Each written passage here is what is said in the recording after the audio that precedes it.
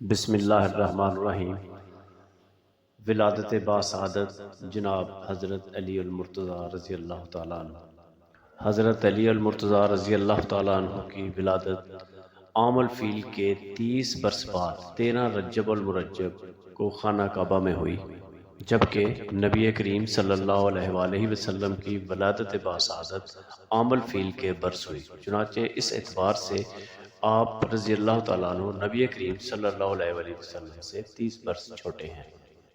آپ رضی اللہ تعالیٰ عنہ کا اسم مبارک علی حضور نبی کریم صلی اللہ علیہ وآلہ وسلم نے خود رکھا، اور آپ رضی اللہ تعالیٰ عنہ کے منہ میں لعاب دہن ڈالا۔ نبی کریم صلی اللہ علیہ وآلہ وسلم نے جب اعلان نبوت کیا، اس وقت آپ کی عمر مبارک محض 10 برس تھی۔ حضرت شاہ ولی اللہ محدث دہلوی فرماتے ہیں، جب حضرت علی المرتضیٰ رضی اللہ تعالیٰ عنہ کی پیدائش خانہ کعبہ میں ہوئی، اور آپ رضی اللہ تعالیٰ عنہ کی بزرگی کی علامت ہے، اور آپ کے علاوہ کسی کو یہ شرف حاصل نہیں ہوا۔ مشرم بن ویب عابد کی پیشین گوئی۔ منقول ہے کہ یمن میں ایک عابد جس کا نام مشرم بن ویب تھا، اور یہ عابد اپنی عبادت کی بنا پر بہت شہرت رکھتا تھا۔ اس عابد کی عمر 190 برس تھی، اور وہ اکثر بارگاہ خداوندی میں یہ دعا کیا کرتا تھا کہ اے اللہ، اپنے حرم سے کسی متقی شخص کو میرے پاس بھیج کہ میں اس کی زیارت کروں۔ اللہ عز و جل نے اس عابد کی دعا کو قبول کیا، اور حضرت علی المرتضیٰ رضی اللہ تعالیٰ عنہ کے والد جناب ابو طالب بغرض تجارت یمن پہنچے۔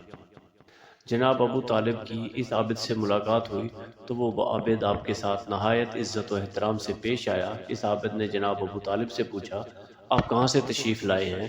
تو جناب ابو طالب نے فرمایا کہ میں حرم پاک سے آیا ہوں۔ اس عابد نے پوچھا، آپ کس قبیلہ سے تعلق رکھتے ہیں؟ تو جناب ابو طالب نے کہا کہ میں قریش سے تعلق رکھتا ہوں، اور قریش کی شاخ بنی ہاشم سے ہوں۔ مورخین لکھتے ہیں کہ جب اس عابد نے جناب ابو طالب کی بات سنی تو اپنی نشست سے اٹھا اور آپ کے ہاتھ چوم لیے، اور کہا، اللہ عز و جل نے میری دعا کو قبول شرف بخشا اور مجھے حرم پاک کے خادم سے ملا دیا۔ پھر اس عابد نے آپ سے پوچھا، آپ کا نام کیا ہے؟ جناب ابو طالب نے کہا، میرا نام ابو طالب ہے۔ اور اس عابد نے کہا، آپ کے والد کا نام کیا ہے؟ تو جناب ابو طالب نے کہا، میرے والد کا نام عبد المطلب ہے۔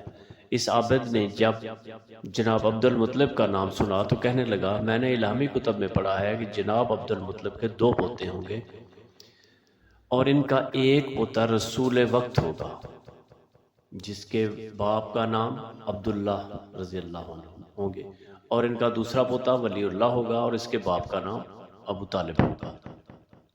جب اس رسول کی ظاہری عمر 30 برس ہوگی تو اس وقت اس ولی کی پیدائش ہوگی۔ پھر اس عابد نے جناب ابو طالب سے پوچھا، کیا رسول وقت کا ظہور ہو چکا؟ جناب ابو طالب نے کہا، مجھے اس کے متعلق کچھ علم نہیں، البتہ میرے بھائی عبداللہ جو کہ وصال فرما چکے ہیں، ان کا ایک فرزند ہے جس کا نام محمد صلی اللہ علیہ وآلہ وسلم ہے، اور وہ اس وقت 29 برس کا ہو چکا ہے۔ اس عابد نے جب جناب ابو طالب کی بات سنی تو کہا، آپ جب واپس لوٹیں تو انہیں میرا سلام عرض کیجئے گا، اور ان سے کہیے گا کہ میں انہیں دوست رکھتا ہوں، اور پھر جب رسول وقت اس دنیا میں ظاہری پردہ فرمائیں گے تو اس وقت آپ کے بیٹے کی ولایت کا ظہور ہوگا۔ جناب ابو طالب نے کہا، میں تمہاری ان باتوں کو درست کیسے جان سکتا ہوں جبکہ میں تمہیں جانتا نہیں؟